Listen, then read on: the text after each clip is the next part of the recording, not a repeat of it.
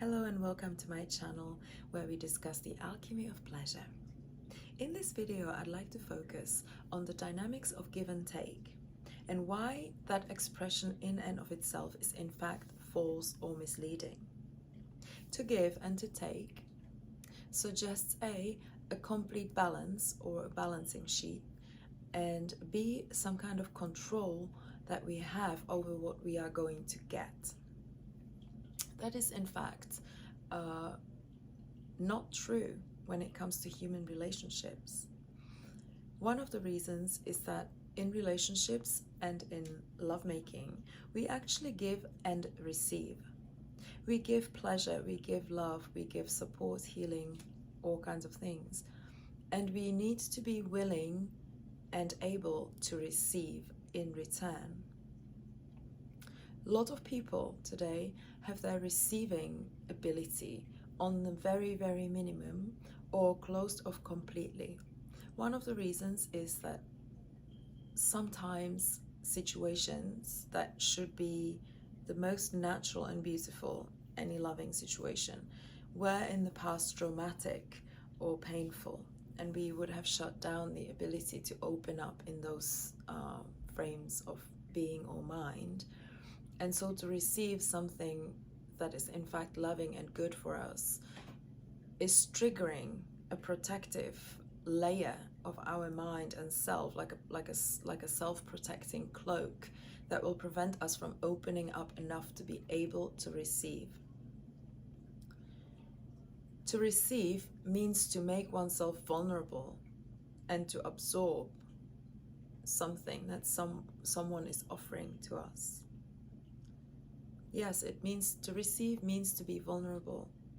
To take suggests a degree of self-protection or having a control over situation, and that is not the case in fact with give and receive. Another obstacle in receiving might be low self-esteem or low self-worth. That often is also created by painful situations that we have been through in the past and trauma that we would have endured into situations where it would be natural to have been loved. We had been harmed or wounded.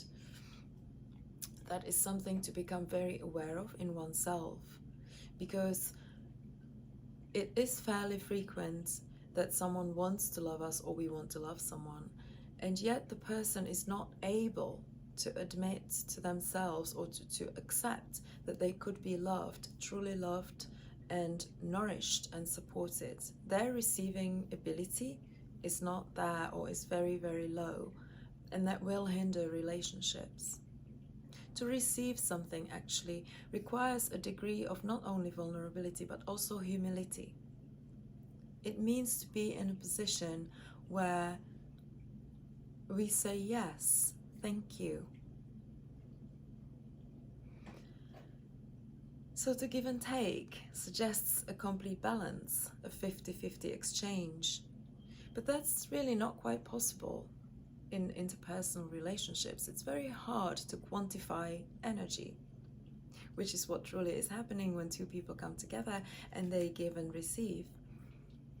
In harmonious or ideal relationships, each person gives as much as they can from their heart, and then they are able to receive all that is offered.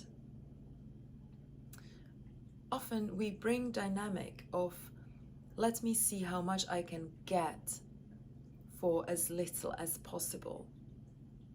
That is technically a zero-sum game, which is a mindset of scarcity. It's a mindset of someone having to lose in order for someone to win.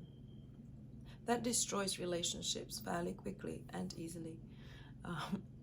But it's very, very common, and it's a side effect of the frame of patriarchal mind. It's a shadow side of patriarchy, where the mindset is getting, extracting, calculating, making sense of things, balancing sheets. All of that has its time and place, but when it comes to interpersonal relationships, it's actually not about that. It's about bringing to the table whatever you can, giving as much as you can, and being completely open and in surrender to receiving what someone else wants to give. It can be extremely painful to love someone who's in fact unable to accept that someone could love them or wants to shower them with love, pleasure. This dynamic is also very visible when it comes to pleasure. To receive pleasure, we have to be well, the way to do it, I would say, is to be in surrender and open to whatever is being offered, to being loved and nourished through someone's attention and energy.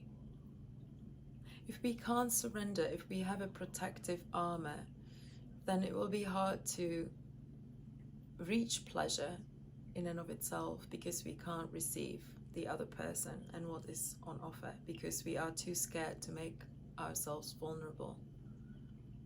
The give and take, in fact, requires a huge amount of vulnerability and generosity in equal measure.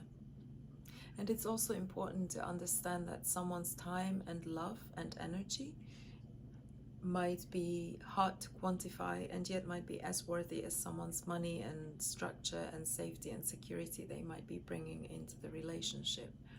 That's why what one could see as give and take is not in fact a balance, it's harmony.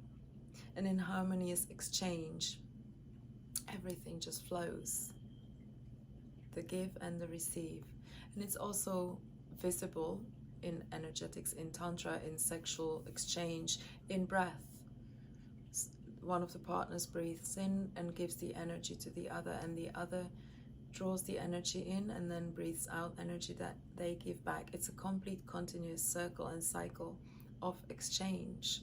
No one is holding anything back. It would be quite hard to breathe in and not breathe out quite fully.